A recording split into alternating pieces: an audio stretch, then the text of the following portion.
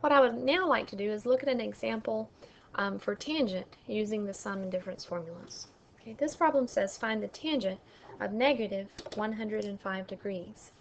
My first goal is to rewrite negative 105 using either a sum or a difference. In this case, what I'll do is I'll rewrite this as the tangent of negative 60 degrees minus 45 degrees. Okay, I have to be careful once again. I'm using a difference formula. My first angle is negative 60 degrees. My second angle is actually positive 45 degrees. Using the formula for tangent, the formula for tangent has consistent signs on the top. In other words, this formula is for a difference, so I'll have minus sign in the top. I'll have tangent of the first angle, which is negative 60 degrees, minus tangent of the second angle, which is positive 45 degrees, and then over 1, whatever the sign in the top is, you'll use the opposite on the bottom, so plus tangent of negative 60 degrees multiplied by tangent of 45 degrees. From here, I need to draw two triangles. I need a negative 60 degree angle, and I need a 45 degree angle. Negative 60 is going to end up in quadrant 4. The sides are going to be 1, negative square root of 3, and 2. And my 45 degree angle, that's in quadrant 1, I have 1, 1, square root of 2. Tangent of negative 60, I know tangent is y over r. For the negative 60 degree angle, tangent is y over x. For the negative 60 degree angle, I would have negative square root of 3 over 1, and then minus tangent of 45 degrees, that's y over x, so that would be 1 over 1, and then that's all over 1 plus tangent of negative 60 degrees, once again, is negative square root of 3 over 1, multiplied by tangent of 45 degrees, which is 1 over 1. Alright, I need to reduce this down. On the top, notice that both of these two fractions are over 1, so I can simplify them just to negative square root of 3 minus 1. And then a similar thing on the bottom, I'll have 1, and then plus a negative would just be negative square root of 3. I'll do two things past this point. Okay, first thing, notice that in the top of this fraction I have two negatives.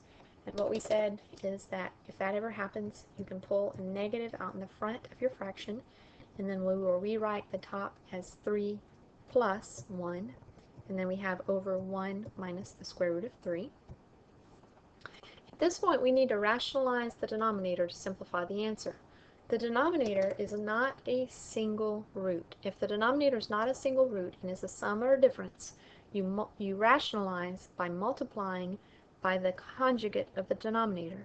Conjugate means the same numbers, but different signs in between or in front of the root.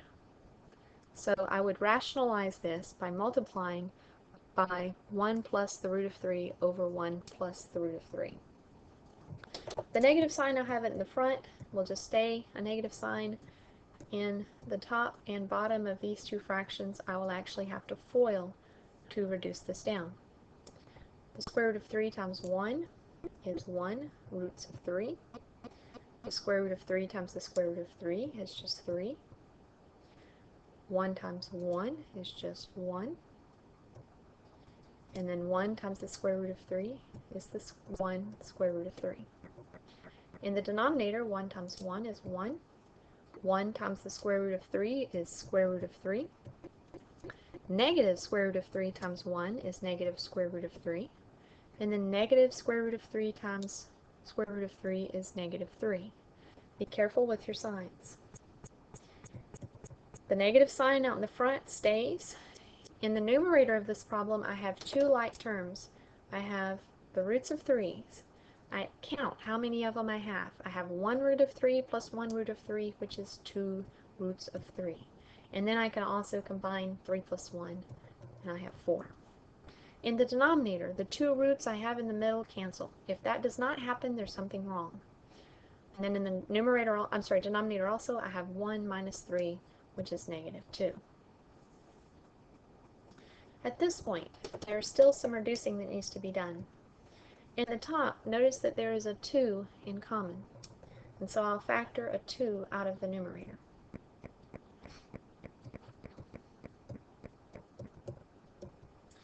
In the denominator, I have a negative 2, and you see when I rewrote this, I actually rewrote the negative up top with the 2, and the reason I did that is so now I can actually cancel that negative I had factored out along with the 2 with the thing I have in the bottom, and I end up with the square root of 3 plus 2 as my final answer.